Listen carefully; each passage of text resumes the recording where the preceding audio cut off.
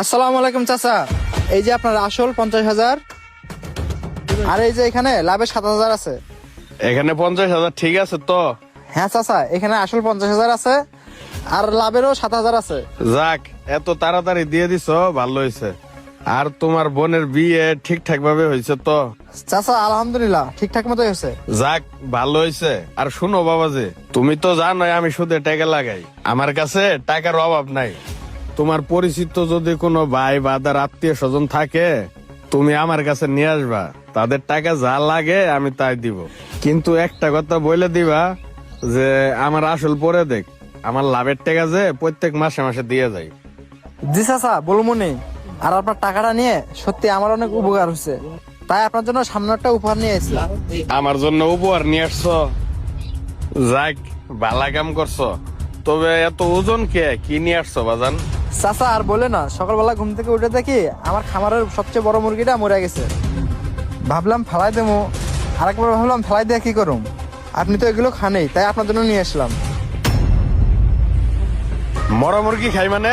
তুমি জানো না আমাদের ইসলাম ধর্মে মরা মুরগি খাওয়া হারাম? আরে চাচা, আপনি এত উত্তেজিত হতেছেন কেন? আপনি তো সুদ খানেই, তাহলে চাচা এখন আপনিই বলেন, মরা মুরগি কি আর শুকুরেই কি? আরে সুদ খাই তাই কি আমার মরা জিনিসও খাইতে হইব? আরে চাচা, আপনি মরা মুরগি খেতে পারবেন না, কিন্তু সুদের টাকা তো ঠিকই খাইতেছেন। তাহলে হয়তোবা আপনি এটা জানেন না, আমাদের ইসলাম ধর্মে সুদের টাকা খাওয়া হারাম, কিন্তু আপনি সুদের টাকাটাই বেশি খাইতেছেন। চাচা, আপনার তো দেখে মনে হচ্ছে আপনার এক পা কবরে গেছে, তাই এখনো সময় আছে, আপনি ভালো হয়ে যান। কবরে যাওয়ার আগে এগুলো ছেড়ে দেন, এরকম সুদ হারাম বাদ দিয়ে ভালো পথে আসুন। চাচা, পাড়াবসী হিসাবে এটা আমাকে আপনার বলার দায়িত্ব ছিল, আমি আপনাকে বললাম, এখন বাকিটা আপনার ইচ্ছা। ঠিক আছে চাচা, তাহলে ভালো থাকেন, আসসালামু আলাইকুম। আসলে তো জীবন তো ঠিকই বলেছে, আমাদের জন্য সুদ খাওয়া হারাম করেছে আল্লাহ। এটা ভালাই দেই, আজকের থেকে আমি আর সুদ খাবো না। আল্লাহ ব্যবসাকে হালাল করেছে, আমি আজকের থেকে ব্যবসা করব। কাকা, আপনার সকাল ধরে খুঁজতাছি, আপনার বাড়িতেও গেছিলাম, পাইলাম না। এই যে আপনার লাভের টাকাটা। বাতিজা, আসলে আমি সুদ খাওয়া ছাইরে দিছি। কাকা, আপনি সুদের ব্যবসা ছাইরা দিলে এই এলাকায় সুদের ব্যবসা করবো কেডা? বাতিজা, আমার এর লজ্জা দিও না। আমি এখন বুঝতে পারছি, আমি এখন বুঝছি যে ইসলামে সুদ খাওয়া হারাম। আমি আর সুদ খাইবো না।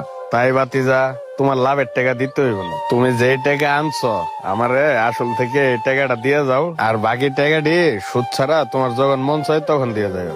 চাচা, আপনি কি বলতেছেন? সত্যি কি আপনি সুদ খাওয়া ছেড়ে দিছেন? আপনার কথাটা শুনে না মনে অনেক ভালো লাগলো। মন খুলে আল্লাহর কাছে দোয়া করি, আল্লাহ আপনারা যতদিন বাঁচায় রাখে, আপনি যেন ভালোভাবে চলতে পারেন। হ বাতিজা, তুমি আমার জন্য দোয়া করো, আল্লাহ যেন